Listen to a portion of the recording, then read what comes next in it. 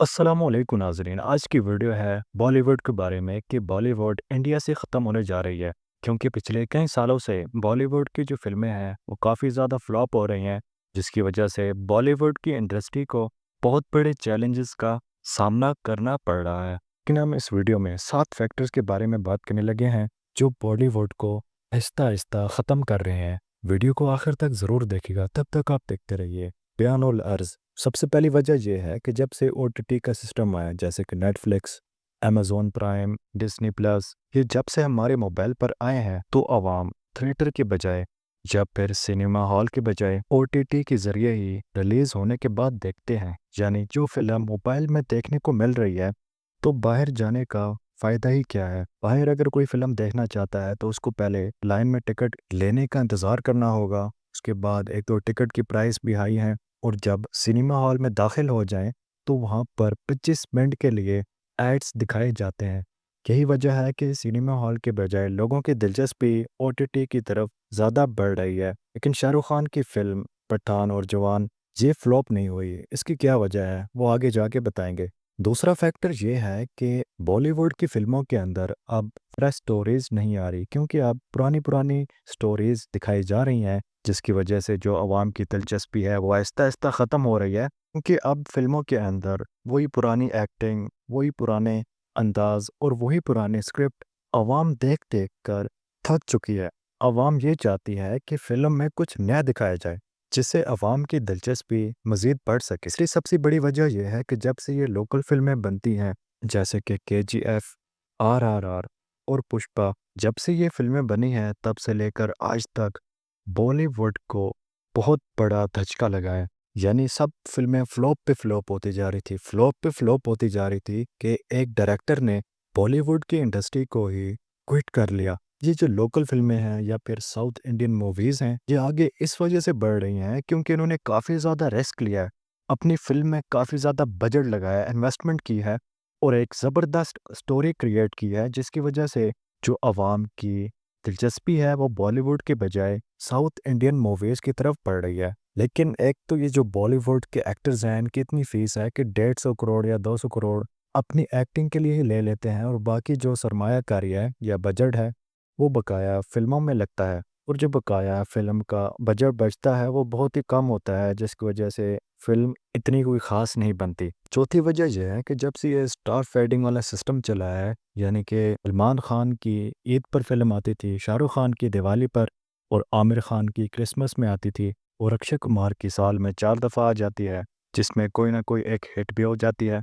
ये जिन एक्टर्स के मैंने नाम लिए हैं, इनके स्टार बहुत ही ज़्यादा हैं और हर बार यही मूवी में आते हैं। लोग अब ये कहते हैं कि हम पुराना चेहरा देखकर अब थक चुके हैं। जैसे कि पहले बहुत सी फ़िल्में आती थी जिनमें नए एक्टर्स आते थे और वो मूवी हिट हो जाती थी।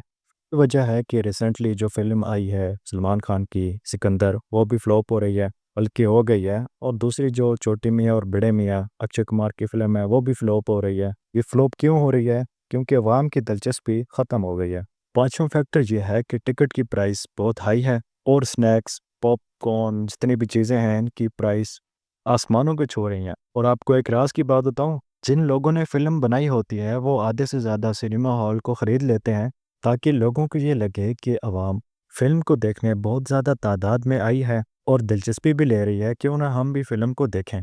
ये छोटी-छोटी चीज़ें हैं जिनको अवाम ने देखकर बॉलीवुड को नफ़रत की निगाह से देखना शुरू कर दिया।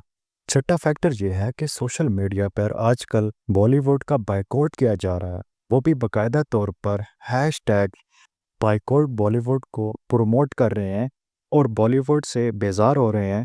जिनमें एक फैक्ट ये भी था कि जो सुशांत सिंह, यानी जो बॉलीवुड का एक्टर था, उसको कत्ल किया गया था, जिसमें बॉलीवुड इंडस्ट्री का बहुत बड़ा हाथ था। जब लोगों को पता चला कि ये बॉलीवुड ऐसे भी कारनामे करता है तो ये नफ़रत की आग और ज़्यादा भड़क उठी। अभी हम सोशल मीडिया में देखें तो हर कोई बॉलीवुड से नफ़रत ही कर रहा है।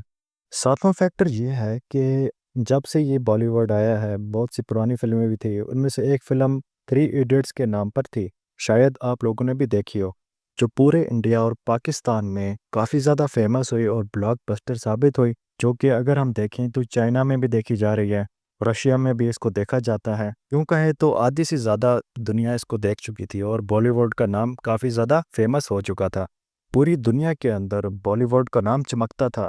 बॉलीवुड अब हॉलीवुड के टक्कर में आ गया था। उस वक्त लोग हॉलीवुड को भी देखते थे, बॉलीवुड की फिल्मों को भी देखते थे, लेकिन कुछ लोगों को हॉलीवुड की फिल्में काफ़ी ज़्यादा अच्छी लगने लग गईं। इन लोगों में से ज़्यादा तादाद जेन ज़ी जैसे कि जो आजकल की जो पॉपुलेशन है, नौजवान पॉपुलेशन है, उनकी जो दिलचस्पी है वो हॉलीवुड की तरफ चली गई है। अब भी देखें तो नेटफ्लिक्स में वही हॉलीवुड की फ़िल्में देखेंगे, या फिर नेटफ्लिक्स की जो सीरीज़ हैं, या फिर के ड्रामा, या कोई और एंटरटेनमेंट की चीज़ें देखेंगे। यानी अगर उनको हॉलीवुड फ़िल्में, नेटफ्लिक्स की सीरीज़, के ड्रामास अच्छी लग रही हैं, तो वो बॉलीवुड को क्यों देखेंगे, जो उनको बोरिंग लग रही है। क्योंकि जो हॉलीवुड की फ़िल्में हैं, इनमें इन्होंने काफ़ी ज़्यादा करैक्टर्स बनाए हैं, जैसे कि मार्वल्स के करैक्टर, एवेंजर्स के करैक्टर। ये जितने भी करैक्टर्स बनाए हैं, इनमें एक अलग-अलग स्टोरीज़ क्रिएट की हैं। हर फ़िल्म में स्टोरी अवाम को कनेक्ट करती जा रही है। अवाम अपनी दिलचस्पी दिखा रही है। और मज़े की बात यह है कि ये कोई रियल में हीरो नहीं है, बल्कि सारा कुछ फ़िल्म में फ़िक्शनल ही है। लेकिन फिर भी लोगों को ये फ़िक्शनल स्टोरीज़ और हीरोज़ बहुत ही ज़्यादा पसंद आ रही हैं और लोगों की दिलचस्पी दिन ब दिन तेज़ी से बढ़ती जा रही है। फॉर एग्ज़ाम्पल जैसे कि बॉलीवुड ने अभी रिसेंटली या पिछले सालों में पठान और जवान फ़िल्म बनाई थी, जो लोगों को बहुत ही ज़्यादा पसंद आई थी और वो काफ़ी ज़्यादा मूवी हिट भी हुई थी। उसमें जो करैक्टर बनाया था वो काफ़ी ज़्यादा अलग था, मूवी की स्टोरी बहुत ही अच्छी थी और ये मूवी बाकी सब बॉलीवुड मूवीज़ से काफ़ी ज़्यादा अलग भी थी। उसमें कुछ नया दिखाया गया था, तब ये फ़िल्में हिट हुई।